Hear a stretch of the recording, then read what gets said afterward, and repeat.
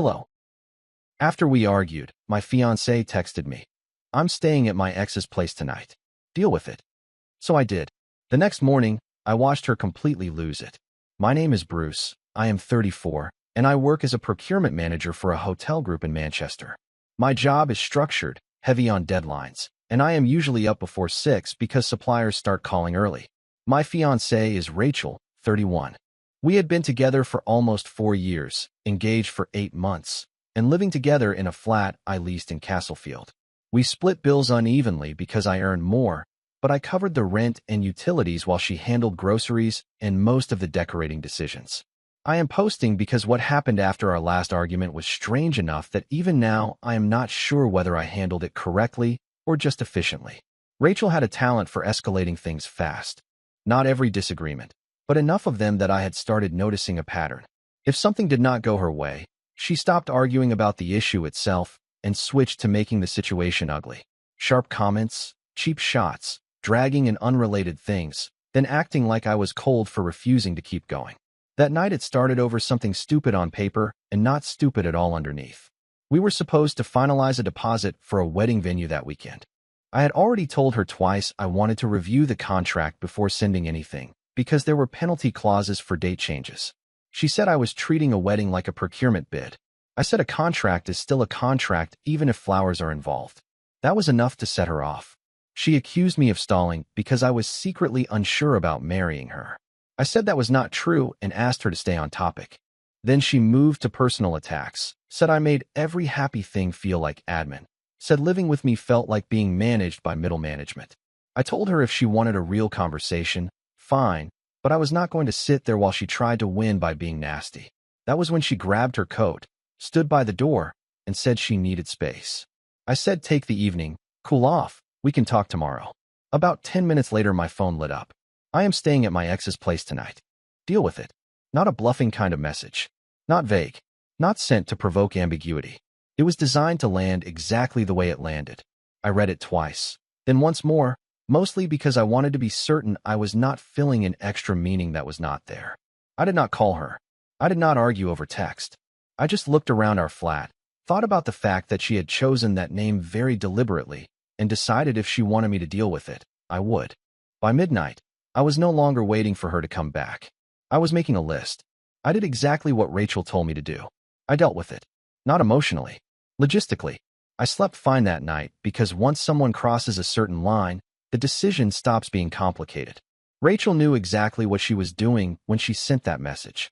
It was not about needing space. It was about landing a hit.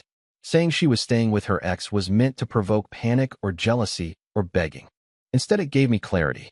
I woke up at 6 like usual, made coffee, sat at the kitchen table with my laptop, and started going through the list I made the night before.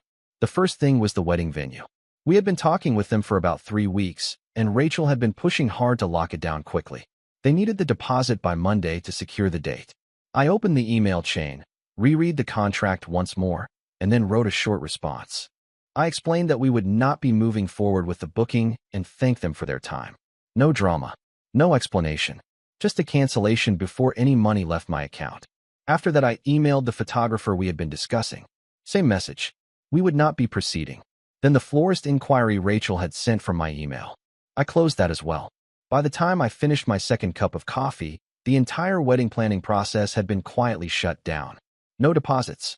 No future obligations. No vendors expecting payments. The next step was the ring. The engagement ring had been purchased from a jeweler in the city center. Their receipt mentioned a 30-day return window for a large percentage refund if the ring came back in original condition. We were still inside that window. I placed the ring box on the kitchen counter and looked at it for a minute. Not because I was hesitating, mostly because it felt strange how calm I was about the whole thing. For years together, and the end of it was triggered by a single text message. But that text said everything I needed to know about how Rachel handled conflict. Threats. Escalation. Maximum damage. That kind of behavior does not disappear after marriage. It multiplies. Around 8:30, I left the flat with the ring in my jacket pocket and drove into the city. The jeweler opened at 9. By the time Rachel woke up wherever she had spent the night, the wedding she had been arguing about was already canceled. And she had absolutely no idea yet.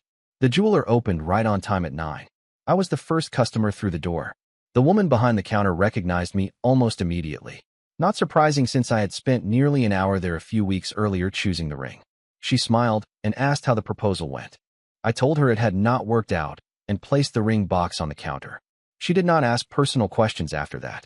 Just checked the receipt, inspected the ring, and confirmed the refund amount.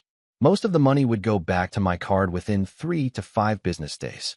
The whole interaction took maybe 10 minutes. When I stepped back outside into the morning air, something felt noticeably lighter. Not happy exactly, just resolved. One less loose end. I drove straight to work after that. Fridays are usually busy for me because suppliers like to confirm deliveries before the weekend, so my morning filled up quickly with calls and emails. For a few hours I barely thought about Rachel at all.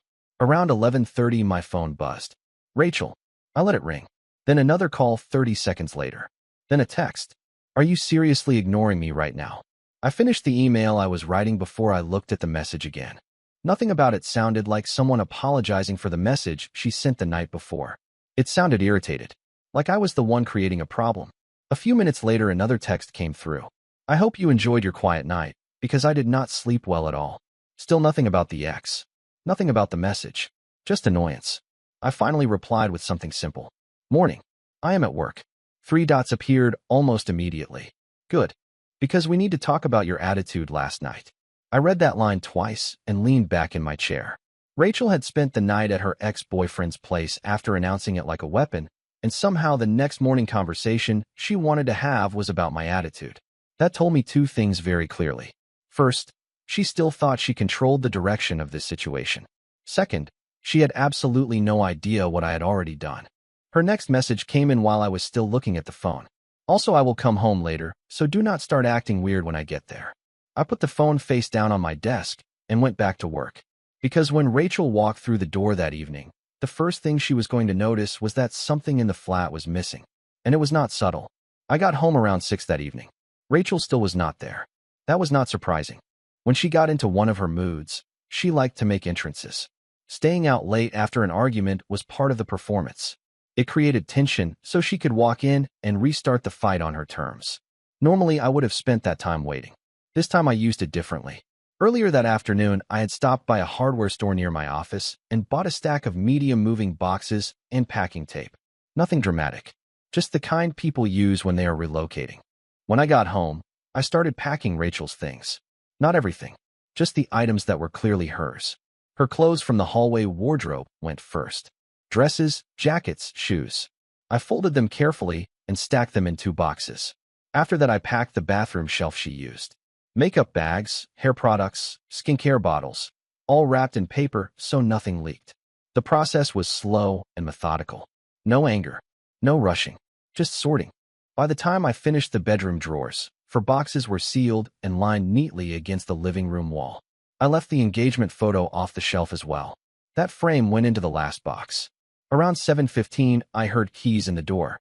Rachel walked in carrying her overnight bag and immediately started talking before she even took off her coat. You would not believe the traffic this morning, and I had to stop by work because apparently people cannot survive one day without me fixing their mess. Then she looked up. The first thing she noticed was the boxes. 4 of them stacked beside the couch. Rachel stopped mid-sentence.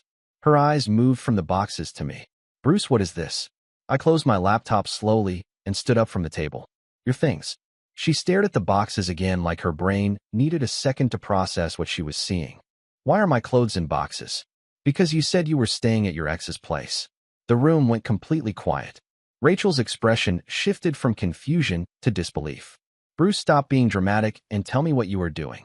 I leaned against the counter. I canceled the wedding plans this morning and started packing your stuff this afternoon. The words seemed to hit her a second later. Her face tightened instantly. You did what? The calm part was already over. Now she was starting to understand that this situation was not going the way she expected. Rachel stared at me for a few seconds like she was waiting for me to laugh and admit it was some kind of overreaction. When that did not happen, something in her snapped. Are you serious right now? Her voice jumped an octave immediately. You packed my things. I nodded once. You said you were staying at your ex's place. Rachel dropped her overnight bag on the floor with a loud thud. Oh my God, Bruce, you cannot be this petty. She walked straight to the boxes and ripped the tape off the top one like she expected to prove something. Clothes were folded inside exactly the way I packed them. Her hands froze for a second. Then she spun around toward me. You actually did this. You actually packed my stuff like I am being kicked out. You told me you were staying somewhere else. That is not the same thing, and you know it. Rachel was pacing now, fast tight circles through the living room. Her voice kept climbing with every sentence. I left for one night because you were being impossible, and you respond by canceling the wedding and boxing up my life. Who does that? Someone who takes you seriously when you say you are staying with your ex. That sentence landed like gasoline on a fire. Rachel's face turned bright red. You cannot just cancel a wedding because you are having a tantrum. I did not cancel a wedding. I canceled a deposit. She threw her hands in the air. Oh my God, listen to yourself. She pointed at the boxes like they were evidence in a courtroom. This is insane. This is actually insane behavior. Her breathing was sharp now. Quick bursts of air between sentences. I went to Henry's place to cool off. That is what adults do when their partner is acting like a robot. I watched her carefully. You did not say you were cooling off. Rachel stopped pacing. I held up my phone. You said you were staying at your ex's place and told me to deal with it. For a moment, she looked like she might argue the wording. Then she exploded. Because you were supposed to react. Her voice cracked across the room. You were supposed to call me. Or get mad. Or do something. Instead, you packed my stuff like I am a tenant being evicted. She kicked one of the boxes lightly in frustration. You have completely lost your mind, Bruce. I shook my head slowly. No. For the first time all evening, I was completely sure I had not. Rachel kept pacing across the living room like she was trying to burn the anger out through movement. This is unbelievable. For years together, and you are throwing everything away because I spent one night somewhere else. You did not say somewhere else. I kept my voice even. You said your ex. Rachel rolled her eyes hard. Oh my God, Bruce, stop repeating that like it matters. It matters. Nothing happened. That is not the point. Of course it is the point. Her voice shot up again. You are acting like I cheated on you when I literally slept on a couch. You made sure to tell me whose couch it was. Rachel opened her mouth, paused, then shifted direction the way she always did when a point stopped working. Fine. We are both angry. Clearly this has gotten out of hand. She waved toward the boxes. So unpack my things and stop being ridiculous. No. The word landed flat and heavy in the room. Rachel blinked slowly. What do you mean no? I mean you should take your things tonight. Her expression changed instantly. Bruce, stop. You are not thinking clearly. I am. You cannot just throw your fiancé out because of one argument. I did not throw you out. You already said you were staying somewhere else. Rachel laughed sharply. So what now? You expect me to move in with my ex. That is not my decision. Her temper snapped right back. This is insane. You are insane. She pointed toward the boxes again. You canceled the wedding. You packed my life into boxes. Over one stupid fight. It was not the fight. It was the message. Rachel shook her head like she was trying to physically reject the idea. You are blowing this up on purpose. Tomorrow you are going to feel like an idiot. I walked to the door and opened it. Take the boxes. Rachel stared at the open doorway, then back at me. You are not serious. I picked up one of the boxes and set it outside in the hallway. Bruce, stop. I picked up the second one and placed it beside the first. Her voice started climbing again. You cannot do this. The third box went out. Rachel stepped forward like she might try to stop me, but then froze. The fourth box followed. I stepped back inside and held the door open. You should go. For a moment, she just stood there breathing hard. Then the shouting started again. You have completely lost your mind. Her voice echoed down the hallway as she grabbed the first box. This is insane. Do you hear yourself? I stepped forward, guided her out into the corridor, and closed the door behind her. Rachel immediately started yelling from the other side. Bruce, open this door right now. I locked it. And based on the volume of the shouting that followed, Rachel was only just getting started. Rachel started pounding on the door almost immediately after I closed it. Not knocking. Full force hitting the door with the side of her hand. Bruce, open the door right now. I did not respond. The pounding came again, louder. Bruce, I am serious. Open this door. I stood in the hallway for a moment listening. Her voice was bouncing off the walls of the corridor now. You cannot just kick me out like this. More pounding. This is my home too. I walked into the living room and sat down on the couch. The yelling continued through the door. Bruce, if you do not open this door right now, I swear to God. I checked my phone. 3 missed calls already. Then another. Then another. Rachel had switched from yelling through the door to calling. Her voice came through the hallway again. Pick up your phone. The phone buzzed again in my hand. Call number 6. Then a message appeared. You are acting insane right now. Another call. Another message. Open the door so we can talk like adults. I watched the screen light up over and over. Call number 9. Rachel's voice outside the door kept rising and falling between anger and panic. You cannot just ignore me. I opened the message thread and read through the text quickly. The tone was exactly what I expected. First anger, then accusations, then attempts to drag the conversation back into another argument. I had no interest in repeating the same fight through a door or through a phone. Another call came through. That made 12. So I opened the contact settings and blocked her number. The phone went quiet instantly, for about 10 seconds. Then the banging on the door started again. Bruce, I know you are ignoring me. Her voice was sharper now. You think blocking me fixes this? I did not move. A minute later, my phone buzzed again. Different number. Rachel. I blocked that one too. Then the messages started coming through social media. First on Instagram, then on Facebook, each one more frantic than the last. I blocked those as well. Within a few minutes, the phone finally went silent again. Outside the door, Rachel was still yelling. But now she was yelling at a door that was not opening and a phone that was not responding. And judging by how loud she was getting, she was only just beginning to realize that I meant it. Rachel kept yelling outside the door for another 5 minutes. At first it was pure anger. You think blocking me makes you right. Then it shifted into threats. You better open this door before I call someone. I stayed on the couch and waited. People like Rachel usually run through a predictable cycle when they realize they are losing control of a situation. First rage, then pressure, then trying to drag in outside witnesses. Right on schedule, her voice changed again. Fine. I am calling people. I could hear her pacing in the hallway now, shoes dragging slightly on the carpet. Let us see how your friends react when they hear what you just did. I checked my phone again out of curiosity. Blocked calls were already stacking in the log. She had clearly tried several more times. A few seconds later, my email notification chimed. Then another. Rachel had moved on to the next channel. The first email was short and angry, accusing me of humiliating her and acting unstable. The second one was longer and much more dramatic. Lots of words about betrayal, cruelty, and throwing away for years. I did not respond. Instead, I archived both messages and muted the thread. Outside in the hallway, her voice was getting louder again. Bruce, I swear if you do not open this door. Another knock. Then another. Then silence for a moment. I heard the elevator down the hall open. Rachel's voice came back one more time, sharper and more frantic. You are going to regret this. The elevator doors closed. And just like that, the hallway went quiet. I stood up and walked to the door, looking through the peephole. Empty. The boxes were gone. Rachel had finally left. The apartment suddenly felt bigger without the noise. I walked back into the kitchen, poured a glass of water, and checked my phone one more time. There was already a new message waiting. Not from Rachel. From her friend Melissa. It was one sentence long. What exactly did you do to Rachel tonight? The message from Melissa sat on my phone screen for a minute before I opened it. What exactly did you do to Rachel tonight? I leaned back in the kitchen chair and thought about how much effort I wanted to spend explaining something that had already happened. Melissa was one of Rachel's closest friends. The kind of friend who usually only heard Rachel's version of events, which meant the story she just received probably sounded very different from reality. My phone buzzed again before I even started typing. Another message from Melissa. She says you canceled the wedding, packed her things, and threw her out of the apartment. Technically, that summary was not wrong. It was just missing the part that made the entire situation make sense. I typed a short response. Rachel told me she was staying at her ex-boyfriend's place last night and told me to deal with it. So I did. I hit send and set the phone down. A few minutes passed. Then it buzzed again. Melissa, wait, she actually told you that? Yes. Another pause.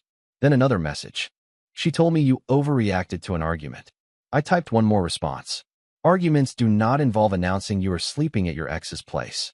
This time the reply took longer. Almost 10 minutes. When it came through, the tone had changed. She did not tell me that part. That was not surprising. Rachel had always been good at editing stories, so she looked like the reasonable one. Another message followed. She is at Henry's apartment right now, and she is losing it. I stared at the screen for a second. Henry, the ex she had decided to use as leverage the night before. Melissa sent one more message. She thought you would panic or beg her to come home. That part actually made me laugh quietly. Instead, you canceled the wedding. Yes. The typing indicator appeared on Melissa's side again, then disappeared, then came back. Finally, another message arrived. She really did not expect that. I picked up my glass of water again and looked around the apartment. Neither did I. But the more distance I had from the situation, the clearer one thing became. Rachel had tried to create a reaction. What she got instead was a consequence. And based on what Melissa had just told me, Rachel was only starting to realize how badly that plan had backfired. Melissa and I exchanged a few more messages that evening, but the conversation slowed down quickly. She asked one more question. Are you two done for real? I looked around the apartment before answering. Rachel's shoes were gone from the hallway rack. Her makeup shelf in the bathroom was empty. The closet space she used was cleared out. The place already looked different. Yes. Melissa sent one final reply. She is still freaking out over here. I did not respond after that. There was nothing useful to add. Around 10 that night my phone buzzed once more. This time it was an unknown number. I already knew who it was before opening the message. Rachel. Her style of texting had changed completely from earlier. No more insults. No more yelling. Now it was long paragraphs. She said I overreacted. She said she only went to Henry's place because she needed space after the argument. She said she never expected things to go this far. There was also a line about how humiliating the situation felt for her. I read the message once. Then I blocked that number too. Not because I was angry, just because the conversation was already finished. Rachel had made a very specific decision when she sent that message the night before. She tried to force a reaction by bringing another man into the situation. It was meant to provoke panic. Instead, it ended the relationship. The next morning, I returned the last of the wedding-related items that were still refundable. After that, I emailed the landlord and confirmed that only my name would remain on the lease. Life went back to a quiet routine surprisingly fast. Work, gym, home. Every once in a while I heard updates through mutual friends. Apparently Rachel spent a few weeks telling people I ruined our relationship over nothing. Then the full story started circulating, and the reactions changed. Looking back now, the strange part is not how quickly the relationship ended. The strange part is how clear the decision felt once she sent that message. Some actions are arguments. Others are announcements. Rachel thought she was starting a fight. What she actually did was end the engagement. Bye-bye.